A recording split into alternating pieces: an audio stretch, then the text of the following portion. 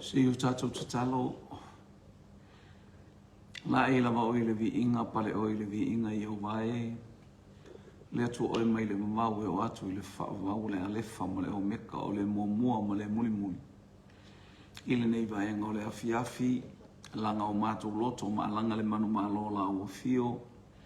E ala i lou vi inga e langa ina ma vala au pese. Hallelujah, ma fa ne e lo suafa pa ia e fa ba o wa te tau ia te o le vi. Hallelujah. Ya wow. Tau mai fo ia le unga fo i ranei va yaso i fa sala la unga la fa na u ngata fo i lea pe ngata fa langi ma so o se vaenga o hallelujah o fa ai le fa so ma to fa tai i la o fio. Tu te mwhaiva mga luenga o tau mailo a inga o e o anga i atu e whai u. Hallelujah. Ia ngā luenga mure poa na nei manisi ua taliu mai o lātou whale o mātou wala au whaaftai sa e puia ma e malutia lou a inga i lunga o whaiva tai tasi. Talo nei a whiawhi, whesoa son mai tātou malau o fio. I watu me uma i lou vi inga le atua le tamā, le atua le alo, le atua le nganga pa ia ona o Yesu. Amene, ma amene. Ia whātalo whātu i le pa ia mwhawhelo ai atu i tātou tue Paul Kalame fo i o le nei vai aso e ala i le tātou au onanga o le taulanga fiafi. Ni ia le li. Praise God. Nya whaftai o i manuia fo i a tiu te mwhaiva mga ruenga sa la basi ei le mamalo le si o tātou a inga tia tātou whasoa whatasi maleli i o anga i mai ana whaunianga le mabai le ataimi ma le ataimi ma le ataimi. O le mana lama o le nganga pa ia o mwhai ei on tātou whasoa mo mwhai en tātou whalau tele o mwhai en tātou tutu i le whaau unga le atua. Hallelujah, ele mata mo fio lo tātou ta mā. O ile langi au wina mai lana whaunga ala ia Yesu keriso o maua ia i tātou le manuia. Ia momole atu fo ile whaaftai lo tātou ofisa au tū. Hallelujah, sunga i whaafia ngainga o lo lātou. Lima mabae au wale au onanga vi ia le atua maso o staffa o anga i mai ele whaasoa whaaftai atu fo ile mana i o le mana vau ngā luenga. Hallelujah, ia ua.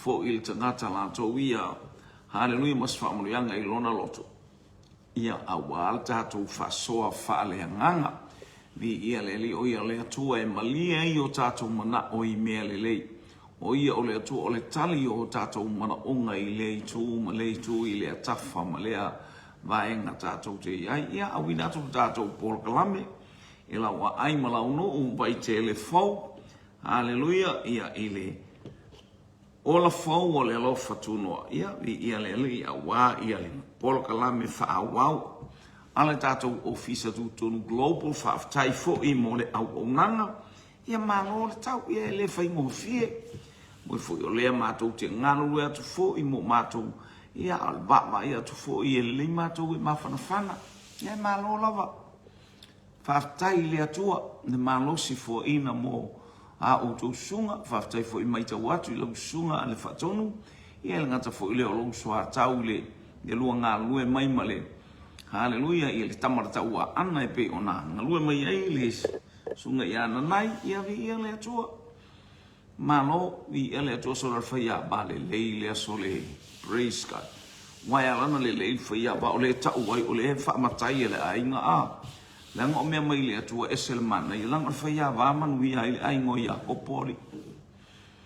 Hallelujah. O manuia i le aingo la pana.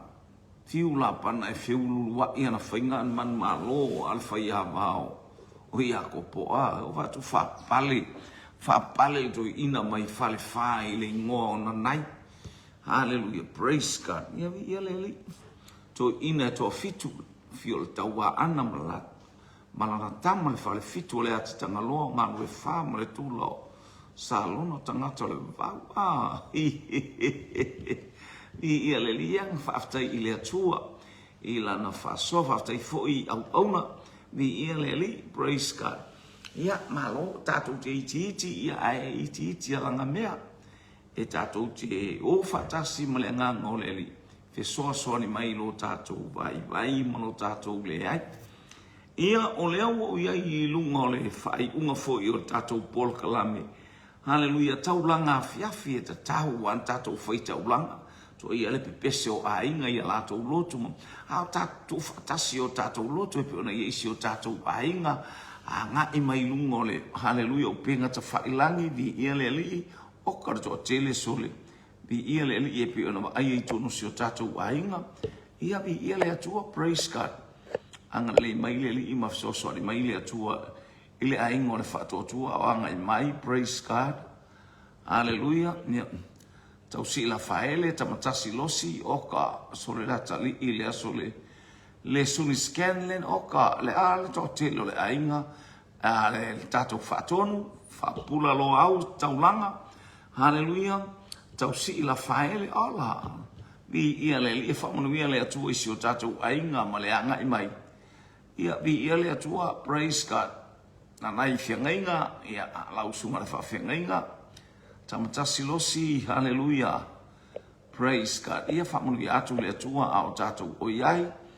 Ia ngana lei, ia natasa mo e tū. Ia le li, praise God, hallelujah. Kaliano saltielu, ia le li. Ia esele mana, ia tātou whasoa I le lei o le atua, ma le anga le lei o le li. O le wheau lea, o te wha manatu mai stasi o vaenga o le wheau lea I le taulanga afi. Alleluia sa au mai e to ina I o ta umatu leia la whaasoa. Praise God. Alleluia. Tufi tau whao manuia o le atua. O leo te ilunga le ta elenga I Pietesa. O I le ta elenga lea, o le ta elenga o le tufi tau whao manuia o le atua. No wala tua ia na leila le tae au pe atu fia waba ai ai. Ia na e tiutilo a ele po whaafea na malo lo tangata. Io e tau whetoli tangata, e sau le atoa. Io e race mai tangata I le vai lea, ai sea wo o I le tuaso e ngai epu ai le vai. Ano fonofo la pe fai mea pe tal noa. Le se mea. Ele malolo o le ale mai le o le upu le atua tofi tau whao ina ia eva ai ma o whaalongolongo ia mata whaalongolongo I manuia o le atua. Praise God. Ia no whai atu ia te oe to e mai tau mai peta mai ta lale o te whai asoa a whai o le mango mato mu e iei mango na e aluanga e alu Utah ai mango wale ai nei ni mango le taimi nei ale taimi ta ilo fo le suka molo le na e ai saka io. Pepe ole io pe o ata ia au mai nei mele no pai e wa levala au ia mato watu nei lai o iu tele taimi o le fuata mango ka le kumu ti ngarta mai titi e le fialu iu tai alo e moisa na popo pe faifi e tumu iu tai I pe atu ua le aonga le tai au po ele ia matale a onga wa leva na tumula lo mango ia I tai ngā mango tamse ai mai se la pe afoi ola e te wa ai se mango pula ai hangi savili hangi mai nana hangi alu rupa lasi mai le mango oi sole e tau whao tufi tau whao e lua upu ele ngata ina tufi ai le isi soa be apena iai o le tufi o le beape a le soa beape ma tau tiana e tau whao tufi tau whao ea o e maua mai hallelujah a palasi mai wha manu yanga o le langi e te toi tōtu e te toi te solo pe ia taimi e tufai me ai alu pe o tufa me ai atina e le koe alu ese makara e po fela alu ele maio a fela alu ele alanga a fela ele fas pua ke le o ia kai koru e linga o ia kai o sol fa mtalanga ai sia o le taimi o le tufi tau whao manuia o le kingo tufi tau whao ke mai kau mai misai kau mai ki le mango lea au inga pa o mai o so velo i ele si opo wow e tinga na va to lai maula lo manambo le tamo titi le lai wa maula tanga tala wa tu wa tanga tamo mai yo esele to sala pe avel tanga ta o oena e malo ile tau faunga. You win the competition. Ia le ali. Mal nei vai asol ile tau sinionga mal tau mal tufi tau faunga manuia o le tua farta ya tu farta I foi wa to lau mai foi si falo ngo foi ya ia le ali. Te lo na wa le falo ngo atu ia. Hallelujah. Yo ale mana onga le to tonu le kalesia. Foi atu e mua o tilo ia te oe no foi atu e say yes. Pe ia ole pese ve stop. Ia la foi upol pese ha. Ia le wala upol pese ai ele nga stop. Ele ma fai ya alu le kangaka engofo ake wa alu ole menata ole le mafau malele fefe malele mingao ele ai se mata ola faletino ale ola ai lo ai vai o te tofia tu e mana ele o tofia tu na saula ele ai fa me xio alu le fai ni ele ali tofi tau fao manuia ole tu la le wa malo lor supa la le wa malo lor ta was la le wa malo lor tu tuli la le wa tu ilunga te kata sapi pili mai fea tofi tau fao manuia ole tu. Hallelujah. Afela utamale tati tiai. Hallelujah. Tu fita o fao manuia o le tu elangi manuia o le tu o sapati le ta fio female tangata le. O le aso sapati tonu se fulu valu tau sanga o nofo nofo ilu ngale baile nga ale vali yangoa. Na ole nofo nofo e fapena o e fapena o pe afaia. Na ata matata te dele ai so ta ma fau mamao. Hallelujah. Ilea I fa manu yanga le tol fa ole no watuana le ila ta. Hallelujah. No watu ai talo ta ele ngai pete sa uma na ia lasi upule na toe. Ola nga mua nei tutuila Amerika Samoa ile ivas furu lima. Iva lima pole iva ono. Pole iva ono. Iva ono. No urfale ai le alofatuno. Na mau malis fai fiau. Ma watu kata maiti ole ekalesia le ale loftuno. Yo ua ma oi fo le afiafi ua penei o le mate are ele po ai ma lo mata le autolabo. Ele isauta itai o lae ai saulu fe au. E mata ele mala fe fi au ya kia ue a ma umar ko I. Ai saulu fe au ma fa ia fiu. Fa ia fiu e foi se famanosi. Mole autolabo. Isoi. Ia tata no famota baba aita la to ia mena le ola tapena pena ola sauni uni tato te le ole aso male tu aso e asi ai tato o puia Yesu ia tu atu lo le pule na mai ate haleluia na au mai laila ua ai ta miti sole ka le pepese sisiva ka o manu wia io le atua pese o lisi e pese o ia o lisi ka oso pati ele maua ia ele si me alofa la fa ele si o ai me alofa ese haleluia mata leni ese o fa oina ele fa nau alo ba ai le ia ka e tofi to e tau fao e tamiti manuia o le atua manuia ele o va ai e mata tala tu spa ia mo tu se kolnito alon ta upelua alona fai upe ono o mea ele iwa ai e mata ele I whaalongo I taringa ele ila ngona ele loto ai fai ele atua ie alo lofa ele atua tofi tau whao manuia o le atua leo pula le no whao ngai tofi tau whao o wa mai e foi la ia le o tilo I tai po se pasio ai lungo se mea po o se moli ai ase mango o io o mea uma nei e fia tamaiti la au ai te walulu ele matangi e wa el aka wow e fai a la tau i vinga o te whapena leo la tau sini o i le atua. A leo mai a tangata molu le vai o mai a tuli oso le vai a le a e whaamanga i whamai ta la tangata e le ai seisi a vi fo au. Pe pelo. E la o lea te vai au. O le tangata le o le aso le e whai e le ta elenga le o le sapati. Nā tau si ala na sapati. Tinga na vai tua malo lo uma tangata ile aso sapati ala e tau si ala.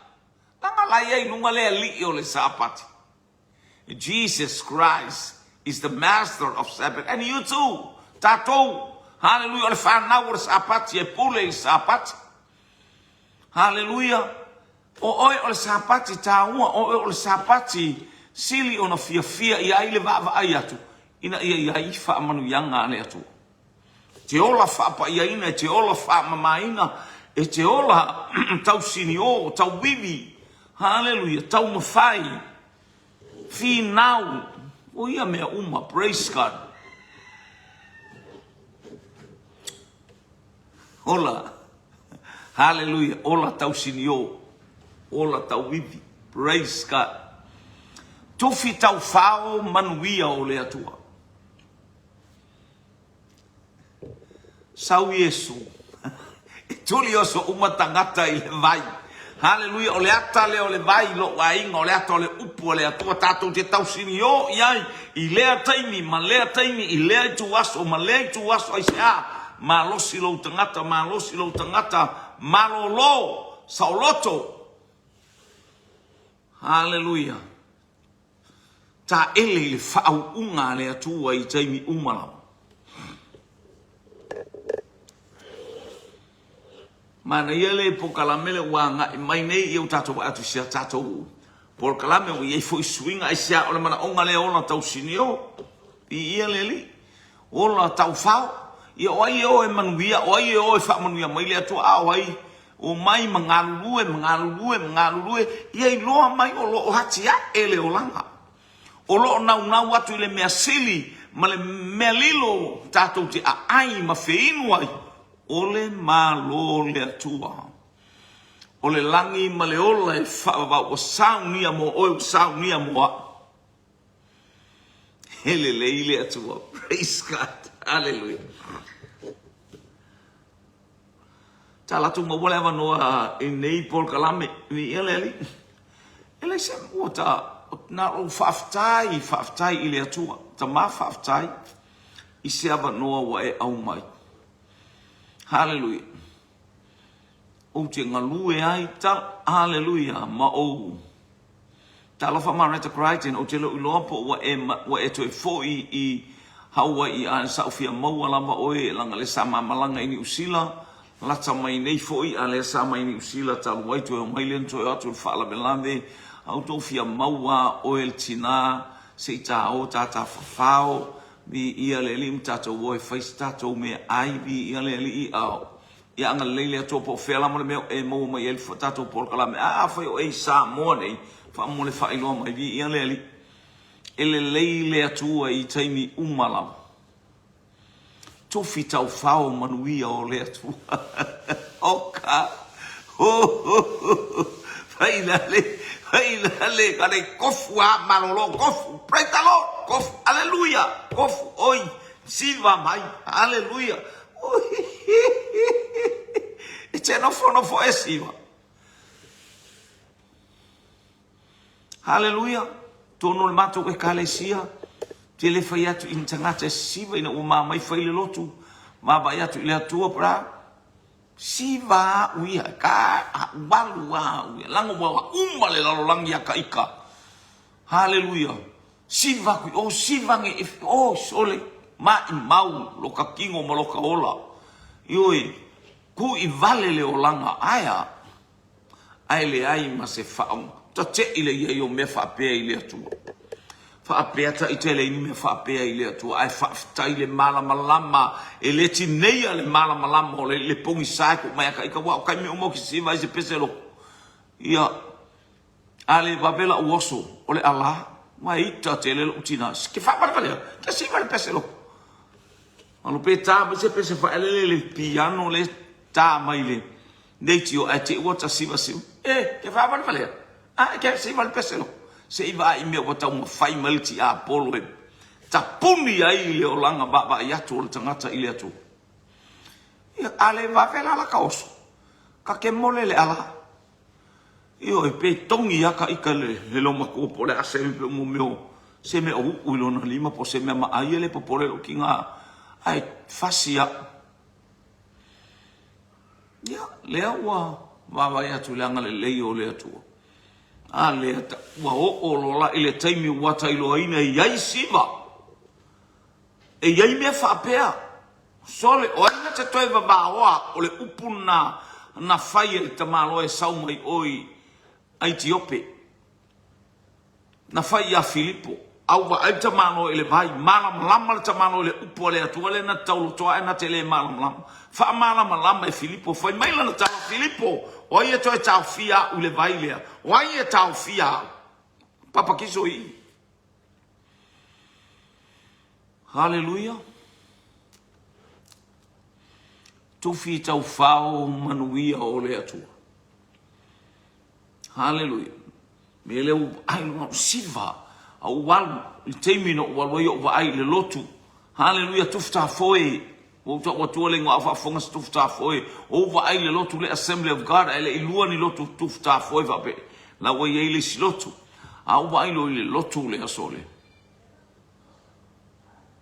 Hallelujah. Hallelujah.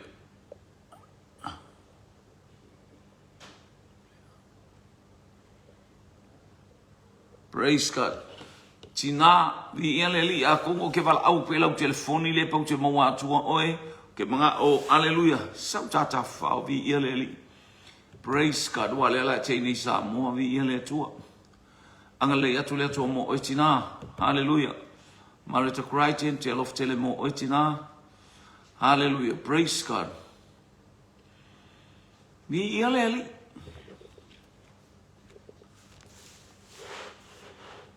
Tole ai ba I siva na whaia tangata ina I tufta foi. Ko I inga, wale koe maua ko I inga ngei ko kongo e kalesia. To inga ino ia mo moe mausu. Ma to inga ino ia salue. O salue la olo anko. Sole ai va I siva ka maka sole ka vale galo. Sole ole peselea ole oso. E popuna. E popo o woi kafe wale punga ko I inga sole a whaile. Sole mao malo wango whak sole. I wai koe valea a whaingei mea sole. Wai koe valea a whaingei mea. O oi oska o toi mole mau atu e ao ngā tufi tau whao maua mai sau mea ele whi au leo tau mole atu. O le tufi tau whao manuia o le to ono le upo le atua. La mole mau leo whi atu ati oi. O la moli mau o se wha manu yanga na mafuanga ke wa ailo o langa kapua. Ke le po ke fea la vale me o kelwe. Ke le va ai fo inkangaka. Pau wale me o te le tapua e wha pe o tonu e kalesia mainline churches. Langa ele wha pe la tau tapua. E ale kalesia o te la tau le kalesia wha o laino. Ke si wa ui o wa o uloa. O tangata ai ta te la tu.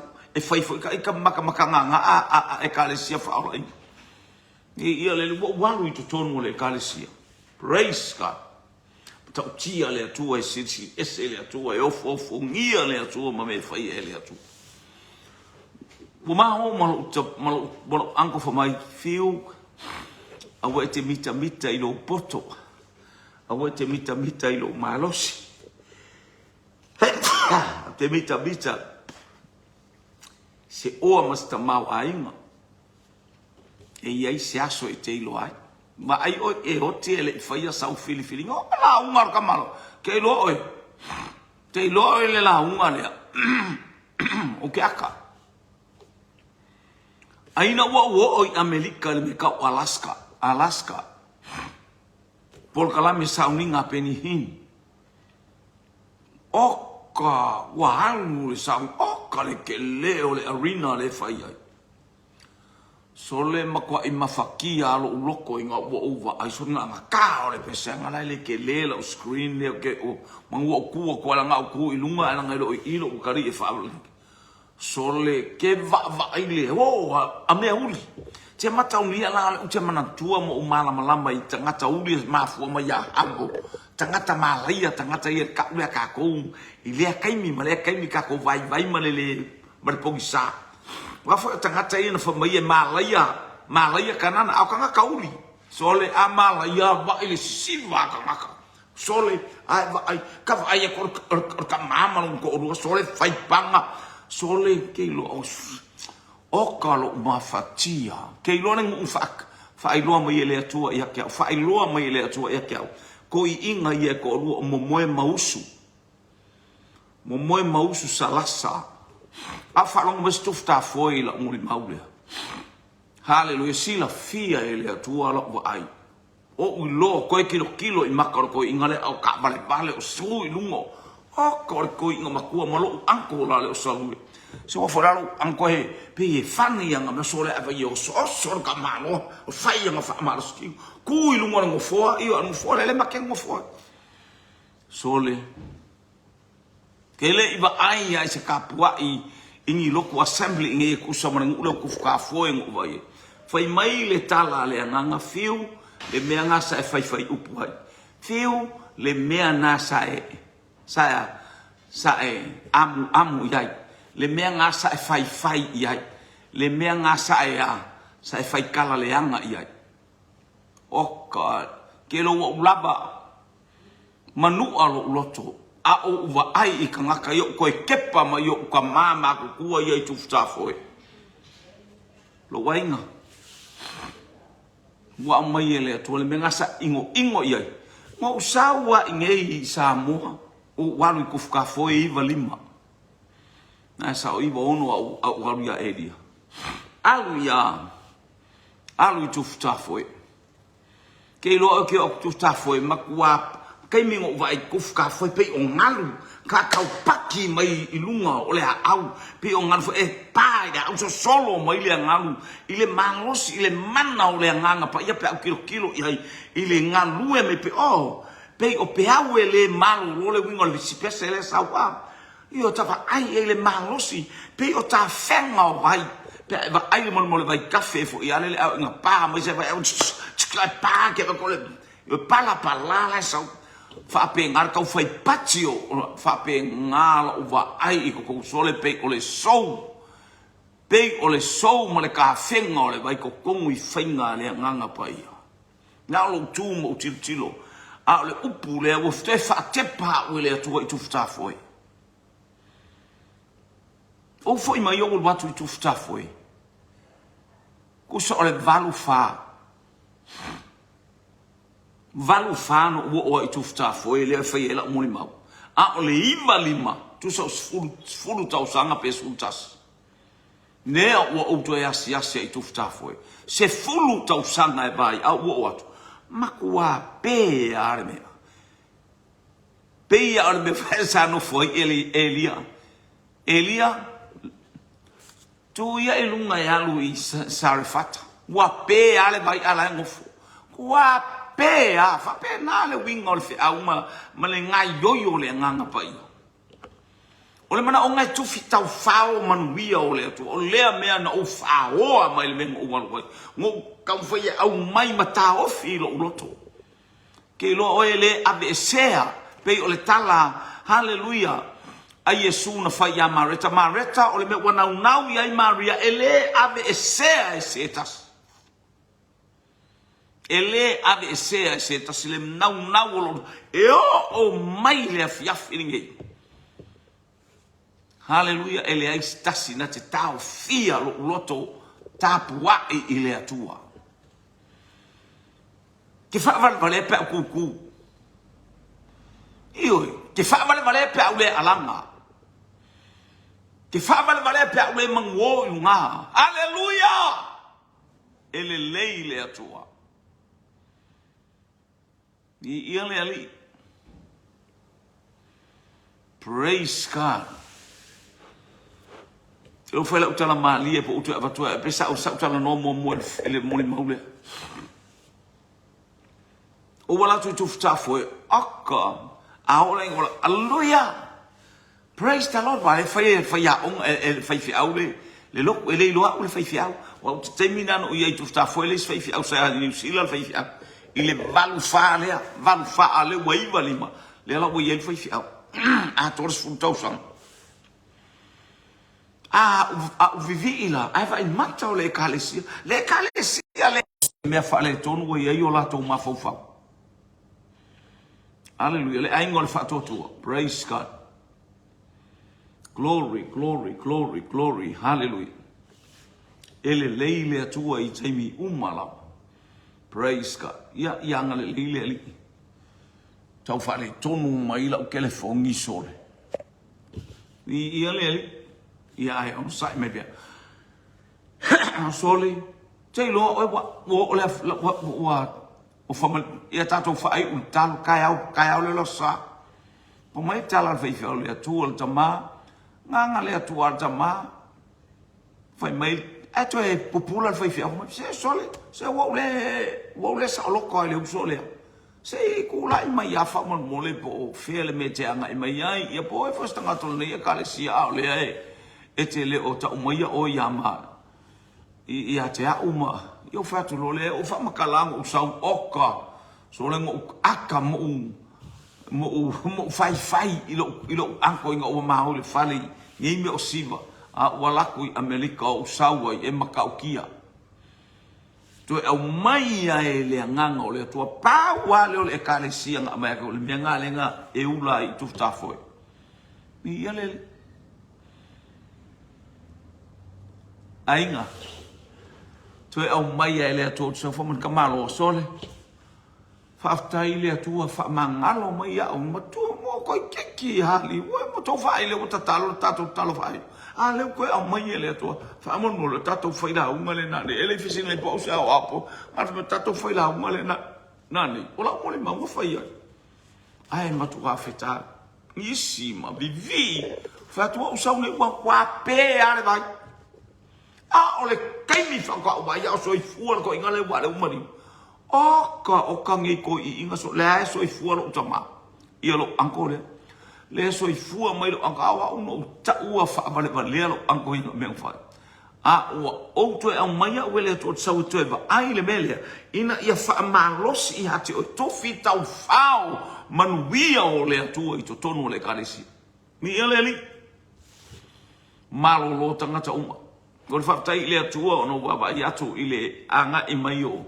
hallelujah ole au fa malosi le taimi male taimi ona mana onga la tala le fele kale sia to fita u fa o manuia o le atua hallelujah praise God ai lo se me fa ngai o bala au mai akia au fa atu el me fa ngai oi na lue lo au le fa atu fa me so fa fia poco praise God hallelujah ele ali ele watu is te fia manolo avelo mo le moenga la le na to poel fa la le wa na ngata mai la fa malo siana le wa alu le ngata wa malolo hallelujah praise God asa ili ya yutaya e fa ngata na fa la ilo le ya yutaya o Yesu praise God ole si sa pati na to sa wai na so wai na sa wai ngata to e fitawi mai Yesu fa to Yesu wa mai o ia vai o ia awe te to ia ngasala io la wai lo le ole ngasala le me la fai o tanga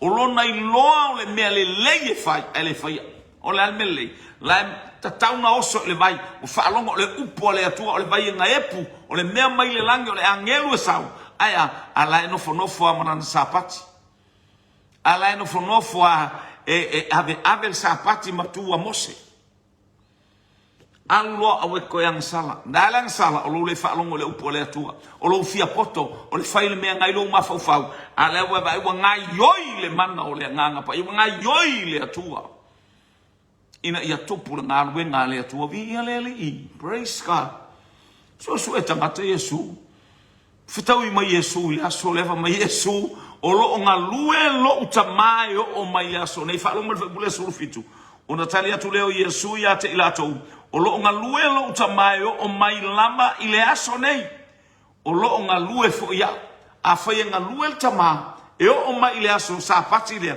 o la nga lue fo Yesu aya oe e ka usinga usapa le o oe mo mi e fa pa ia oe E whaapaia o e nei lole o le moni, hallelujah, o le atua le na e te au ano. Lale ko inga whaapaia.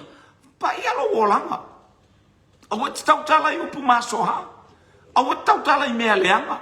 E te loa mea e te alo e se e saa. Au e tātou te whaia.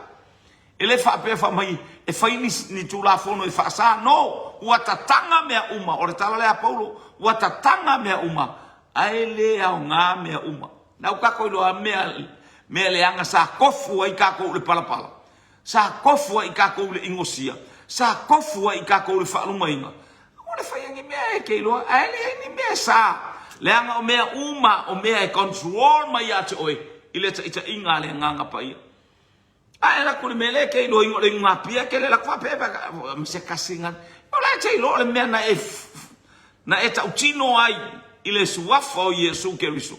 Fai mai leo le tala kalatia e lom ta upe lua fai upe sfuma le balu. A fai te toi atia e mea na ele petia o suru fitu, suru asu, valpo suru. Na ele petia li suafa o Yesu Keriso. Wea ta ua ora tangata suru tu la fono. Na e alu ese ma mea uma isi ora suafa o Yesu Keriso. So fia tangata wo ese ale fau. Wo ese ale lugu to watu. Wo toi watu. Wa eta ua oe o le tangata soli tu la fono. A fai e te toi ui le awa wa eta ua oe o le tangata soli tu lafo. Na e wha umatia ia me uma ono le matanga o fia ma le suafa o Yesu Keriso. Ni ia le ali. Tu fi tau whao manuia o le tu. Olo o ngā lue le atua I teimi uma. E o ma ilo na alo o Yesu Keriso sa we whaile misiona o le tala inga. Olo o ngā lue Yesu e le whalongo I upa tangata. E le whalongo I se poto se tasi. Po se le leo se whaifi au no. Whalongo I le upua le atua. The word of God. You are to listen and me listen to God's word. Hallelujah. Ina ia o ina o tātou tangata o tātou tupu I le ola. Tātou tupu I whaamanu ianga. Tufi tau whao manuia o lea. Tu ai whai aku le me manuia. Au mai. La unga lis whai whia. Au whia. Ka ofi. Whia me te la unga. Ta ofi. Te iloa o he. Ai kusikusia ele apike whiu e kusi. A o lo ta talo I le atua ta maha. Ka ofi mai I me I loka loko. Ke lo lo walunga I oele. Te le iloa whai ia me o tusi. A o la uta talo le ile atua pe o whaalongo ile whaifi au wala unga. Ta maa o te mo o mia le upulea. O te mo o mia le upulea whaamanatu mai e le nganga pa ia. Whaalau tele le nganga pa ia. Toso whaalau tele le whale ie o lo watali. Ina ia au whaamanu yanga I se taime mo moli ai. I se taime e whaasoa ai. E le o au. E leo se tasi a o oe a nganga pa ia o te whaalango lango ia. Ia le ali. Ia le atua. O te le malama fuila le nganga pa ia. O te le malama I le nganga pa ia. Ai o te loa ta male alo male nganga pa ia. Ai nana o whaalongo o le persona lona tolu ia. Io e whapena al me a te lo e tau maua mai. Ai o te le malama ai. A o le whai tau o le upu a le atua. Te lofa mai e sau le angelu e ngai pule vai. O le angelu o le whaifi au. Whai la unga nai sau. Le unga ngai pule vai. O ai e vai o le upu a le atua. God's word. O le tangata la e mua palasi ai. Le ale I tu ai ngā mai. Hallelujah. Ele fa pesa we oso e pe tato tuli oso ele upua le atua. Aya fai tau le upua le atua se ia oina tauma ia te oe. Hallelujah. Unga o lo mai ma me tauna e malo loai. Hallelujah. Au ina stay o tato loto ele nganga pa ia. Hallelujah. Mena e la unga fai fiau. A o le nganga pa ia e molia ile loto o le tangata. Amen. O le fai fe au e la unga, o le fai la unga e la unga, o le tina e la unga, o le tua fine e la unga, so stangata e la unga le upo le atua apostolo, wai lamba e la unga le upo le atua, ele o ia e momolia ile loto. That is the work of the Holy Spirit. O le ngā luenga nā le nganga pa ia na te tata lalo loto, ma stelo loto. Hallelujah. Ma e whalongoina. Okas, So mafatia. Hallelujah. Aisia o oe lama wa elo o oe lama le tangata sala ta itele nei mea o te no foi. Ta itele nei mea o te olai. Ese se mea uma. Tau foi mei tangata e fasi o ti Yesu. Hama Yesu o ngā lue lo utama. Ngā lue le toa o mai le asol nei. A foi o ngā lue le toa e whape na foi o ngā lue. E whape na foi a te au na ngā lue. E o mai le aso sa. Vi ia le ali. Amen. Ele whape a e alu te whai ngā luenga i le aso sa. O se mea le anga. Whai ngā luenga e whai lau mawhau whau e te lelo loto. Se mea whai lau si moko e nofo i lalo ta mā. Vi ia oe. O te whamanulo. Sa talo ia ta whaafitai tele lava hafta mā. Le ola ma le malosi le ngata foi leo le ngā luenga o te ngā lue ai. Hallelujah. Alofa mai lau au au na wha lau tele lau au au na i to tonu o le ngā luenga. Ele ka pela e ngofofu. Ala te alua lama le ngā upua o ana. E o ina wha lau tele o e wa ele korso ngā luenga. E whai ai o e whapena. Aya, o wha manuia le atua i ate o iai fo i se vala awina. E vala awa i le atua i ate oi. Ai saulo te i whekau i kongu wa malelo. Ala e te sau fo e moli mau i les tangata. Tofi tau whao manuia o le tu e moli mau i ai. E ke alu i lau ngālu ki kakalu. Le atua o misia lo o te whaalongolongo. E ai whaalongolongo. Hallelujah. O le e whai hatu whai ngālu. O le e whai ngālu. Ngai manuia le. Hale ngālu e ngai ate oi. Hallelujah. Lona winga i ai le taimi. E te iloa i ai le sasaa mai e le atua ana whaamanu. Yanga i ate oi. Le fo i sasaa i tonu o le ngālu e ngā le atua. E a Iosefa. Ma i e poti whara oka le ngā ioi. Oka mea umaua manuia lona ainga. So ngā ponga e pele i a poti whara longa ko olua. Koi lunga. Abe kamare o whanpupui la. Ngā abe ai whaalpui les whalpui. Watu ina. O ia fo i wa tofi fo i le tangata nai. E ta ita ia le whalpui o le ainga le tupu. Tofi ai fo i Iosefa. Hamene. E tele a me to fie tatu ai fai ma fa manu ngo wai una fatu la Iosefa so se me mana o Iosefa la tele fai ma ko mana o ame uma wa fa matala Iosefa wa manuia le nu manuia ai kupito le nu ese ya no inga ala le sa ngo foi la le lua. Hallelujah. Vi ele tu fita u fao manuia o le to a ma ai lo ile me fola ile upo le tua. Ia e aba ma e matau. La foi se upu e taluma oe. Tatalo ili atua e whaalau tele. Te iloa oe lo uno foi Amerika. La ushea ia oe. Ia wafo e tele ni sa i kaseki fo e momongo i kongo TV. A momongo i kongo le. O le masingi ngai saua i lunga TV ia ka. Ia memo muana sa i eli. Ia o maine i mewa ni vai tau. O kongo kapue. Tapu e mai ia wata ia ana o lona o fa perto ala o tal tama o te mo mia ia ilo fale oa ele atia ele monga pe fale ngaina ele teuma ilo taloto ia ngimi e kele ia o le ano no i o le oa ma le tamao a inga o le atua tate manatua ila unga faifi au le ngata ile o muli maua au na le atua ile faiva venga o le atua i o lato soifua maolanga. Au o nei laina o i ele whaasoa mau atu fo i ele le tala whaise moli mau tate mwhainta whaamatalaina le moli mau lea langa le moli mau na ola i lota loto e ola i fo i le loto o le istangata tuwhi tau whao manuia o le atu tia le tangata e tau whai whaaleanga i a Yesu o au nā le atua o le au os taulanga whai taulanga sa le vi ngata ilo au satu kayo mo le au farsa yo oka ola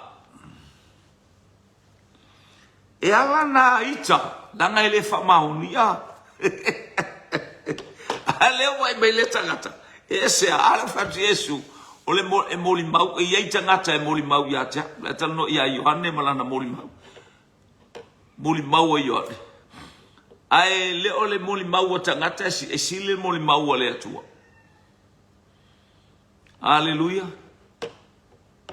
Ai a fai tau te le tal tonu ia mea. Hallelujah. E ngā luenga e to. Ele mwhai no whai se ngā luenga I lo malosi. A o mea umana whailoa mai e lo ta mā I a te au te sau e whai. Whalonga o tula waenga. O ta moi oi o le atali o le atuasa. Le mea le masa I tatu so le fiakua ia. O le fiakua ai ai. So le tatou te o mai tofi tau whao manuia o le atua tatou whaapei o lo tatou ta mā. Ona e anu le o oe o le atali o le atua. O jato o osi taulanga o tupu ma osi taulanga o le no filifilia. Ili mta upu e se fulu iwa o le tusia se o fai kaua pe sa ola o. Se fulu iwa o teutan nonge. E soto. Se e whaalonga po le ale ka ufa ma ile atua e ia muse. O te whaia le nuu le nei ma nuu o fa osi taulanga. Aleluia. Se fulu iwa fai upu e ono. Aleluia. O le nei fo ia fai tau te matua whaalongo mai I lo leo. Ma tausi ila u whenga inga. O na whai leo o tau ma o loa tā ua mo. Moi o sispengi ka ua le atua. O le lima susenge ka ua le atua. O na whai leo o tau mo o loa tā ua mo. Hallelujah, hallelujah. E sili inu uma, a wā o lo lava le lalo langi uma, sauro le fai upu e ono, e fai fo I o tau mamalo o si taulanga. You are the nation of the high priest. Oh, praise God. E fai I tātou mamalo o si taulanga. Oe mamai ai. Famai ka ngakse ngai fiakua ia fai ai oa ule atali o le atua. Hallelujah. Elena na e tali la I se tali e te le malamam. Ai te tali malo utali tonu. O le whaau unga le atua e te samali ai, e te ola ai, e te fiafia ai, e te tali ai fita ma whaingata. You are living under the presence of God. Hallelujah. Te whaalonga ma esfului wa whai upu e ono. Ua whai whai o tau ma malo o si taulanga. E whai whai o tau ma malo o si taulanga. Manu pa ia mo au. Ua e vai la iai. O le ngu. Ele pa ia Samoa, ele pa ia, e pa ia oe. Israel, tele le mau Israel, pepelo la iai tonu Israel. Hallelujah. Leanga hallelujah leanga no yo ila to fa na ya Israel ala wa fi ingo ya Israel fa mailo le tusi hallelujah e tolu le mata upu e tolu le tusi fa alinga ona fa upu e iva e to tele tangata e watu fa mai o ila to o yutaya ina la fa pe ola ko kanga fa ola inga ola to o tangata yutaya ai le ai o sunako satani ila to e fa no po le to fa me o kangaka nga o sunako satani elengi ukaya. Ai vai la ia. Ameni. Ameni. Fa me foi Paulo ia Tito ia ea o male ma ai la upu I tangata ke reta. O ilato o e soli tula fono e solo musale au peritome kele kangaka e ofo mai mako ki faolainga a o le soli kula fongo le fai mele anga ia. La fa mai to tele o e soli tula fono ai solo musa e solo mua ile au peritome takata faolainga. Kangaka e ofa a fefiloi mai o lako wola. Amene. Ai te whaalongo mai ia ile tala ia le fai pue onu. E fai foi o tau mamalo staulanga. Manu pa ia moa o upu ia e te tau tala atu ai ile whanaunga Israel kako. Le watala no ia e tufi tau whao manuia o le atua tele tangata mai o le fia pa ia o le fia akua ai le atari o le whangaura le atua. Aka ia. Ue toi tale ia le ia pa wanga se o liba ia le falongo lesi faata unga maile e Peteru falongo ia Peteru le la utala no atua ia Peteru mo Peteru lua a Peteru mo mta upu lua a lo fa upu iva marsfulu O outou o le tupulanga ua filifilia outou. O tupu maosi taulanga o le nupa ia o le atua. You are king and high priest of God's nation. Tufi tau whao manuia o le atua. Whamanuia le atua ia te oel nei whai unga o tātou Paul Kalame le nei vai yaso. Uli masao lo sa. Hallelujah. Angale lei whamurianga nā le atua ia te oel. Hallelujah. Pe ona tua yo keriso a whaitou te le tali tonu mai. Tali tonu ngā lue ngai. O inga kuad ka waso o inga. Hallelujah. Ka mo ele pili o ina ba ai tau waso. Hallelujah. O mea mai le langi. Only the power from heaven. Ele mwhai el tino na whai. Aya. Whaatino e keriso langa o i ole atali o le atua. O i ole alo o le atua. Hallelujah. Na sau e whaatino mea uma mangalu e nga ia ba ai tanga. Whapena fo ia te oi. Whapea ia te au. Ia whaamaua lalo loloto. Tufi tau whao manuia o le atua. Lau au ona e tau tua ia te oe. Ile nganga whaamaua lalo. Suafa o Yesu keriso. Whamanuia le nei vai yaso i mea uma. Ia ile anga le leo le atua mo le pa i le atua. Whalau tele ai e le atua, e le nganga o le atua. Hallelujah. Oe ma uma i taha ua uma. Tate tufi tau whao manuia o le atua. Ona o Yesu. Amen e ma amen. Manuia le aloa tu sapati. To God be the glory forever and ever. Amen, amen, amen.